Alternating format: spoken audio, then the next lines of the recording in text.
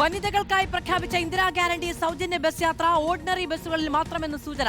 140 kilometre പരിധിക്കുള്ളിൽ ordinary സർവീസുകളിൽ മാത്രമായി പരിമിതപ്പെടുത്തിയേക്കുമെന്ന വിവരങ്ങളാണ് ലഭിക്കുന്നത്. ദീർഘദൂര സ്പെഷ്യൽ ബസ്സുകളിലെ സൗജന്യ യാത്ര ആഴ്ചയിൽ 3-4 ദിവസമാക്കാനാണ് നീക്കം. മറ്റൊരു വിവരമുള്ളത് പുതുതായി പിങ്ക് ബസും ദീർഘദൂര സ്പെഷ്യൽ ബസും പരിഗണനയിലുണ്ട് എന്നതാണ്. സാമ്പത്തിക നഷ്ടം പരിഹരിക്കാൻ എന്തു ചെയ്യുമെന്ന ആകാംക്ഷയുമുണ്ട്. ആഷിൻ ഡിയാഗോ വിവരങ്ങളുമായി ചേരുകയാണ്. ആഷിൻ, സാമ്പത്തിക ചിലവാണ് ഈ KSRTCയിലെ സൗജന്യ യാത്ര എന്ന ആശയം മുന്നോട്ട് വെക്കപ്പെട്ടപ്പോൾ മുതലുള്ള ഒരു ചോദ്യം. ഓർഡിനറി ബസ്സുകളിൽ മാത്രമായി പരിമിതപ്പെടുത്തുകയാണെങ്കിൽ ഇപ്പോൾ വിചാരിക്കുന്ന ചിലവിന്റെ പകുതി എന്നതാണ് സർക്കാർ കണക്ക് കൂട്ടുന്നത്. പിങ്ക് ബസ്സുകൾ, അതിനൊപ്പം തന്നെ സ്പെഷ്യൽ ബസ്സുകൾ അല്ലെങ്കിൽ ദീർഘദൂര ബസ്സുകളിൽ 3-4 ദിവസം തുടങ്ങിയ പരിമിതപ്പെടുത്തലുകൾ കൂടി ഉണ്ടാകും എന്നാണ് അറിയുന്നത്. എന്താണ് സർക്കാർ പദ്ധതി?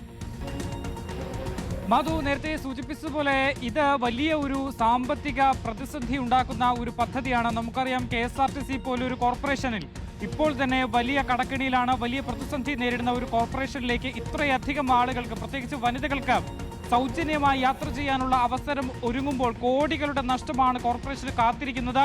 ഇപ്പോൾ ഈ അടുത്ത കാലം മുതലാണ് നിലവിൽ ഇപ്പോൾ ജീവനക്കാർക്ക് കൃത്യമായി 1-ാം തീയതി തന്നെ ശമ്പളം ലഭിച്ചു തുടങ്ങിയതും. ഈ ഒരു ഘട്ടത്തിൽ ഇത് എങ്ങനെ നടപ്പിലാക്കും എന്ന വലിയൊരു ആശങ്ക ഇപ്പോഴും നിലനിൽക്കുന്നുണ്ട്. ഈ ഒരു കാര്യത്തിൽ വ്യക്തത കുറവുണ്ട്.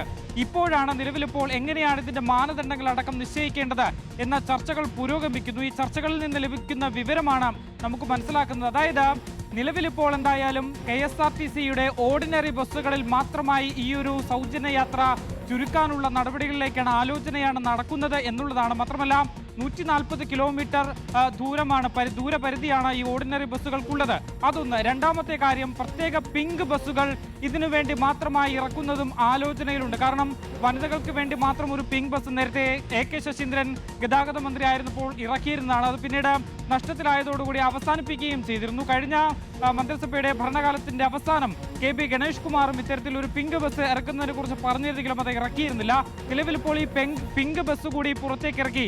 അതുവഴിയും വനിതകൾക്ക് സൗജന്യ യാത്ര ഒരുക്കാനുള്ള അവസരമാണ് ഇപ്പോൾ പരിഗണനയിലുള്ളത് എന്നുള്ളതാണ്. മറ്റൊരു പ്രധാനപ്പെട്ട കാര്യം, നേരത്തെ UDF സർക്കാർ പറഞ്ഞിരുന്നു, UDF അവരുടെ പ്രകടന പത്രികയിൽ അവകാശപ്പെട്ടിരുന്നത് KSRTCയിൽ സൗജന്യ യാത്ര എന്നുള്ളതാണ്. അതിന് ഏത് ജില്ലയിൽ മാത്രമാണോ അല്ലെങ്കിൽ കേരളത്തിനകത്ത് മാത്രമാണോ പുറത്താണോ യാതൊരു വ്യവസ്ഥയും ഉണ്ടായിരുന്നില്ല. അതുകൊണ്ട് മാത്രമല്ല KSRTC സംസ്ഥാനത്ത് മാത്രം ഓടുന്ന ബസ്സല്ല, പുറത്തടക്കം പോകുന്ന ബസ്സാണ്. അതുകൊണ്ട് വനിതകൾക്ക് ജില്ല വിട്ട് അല്ലെങ്കിൽ സംസ്ഥാനം വിട്ട് പുറത്തു പോകുമ്പോൾ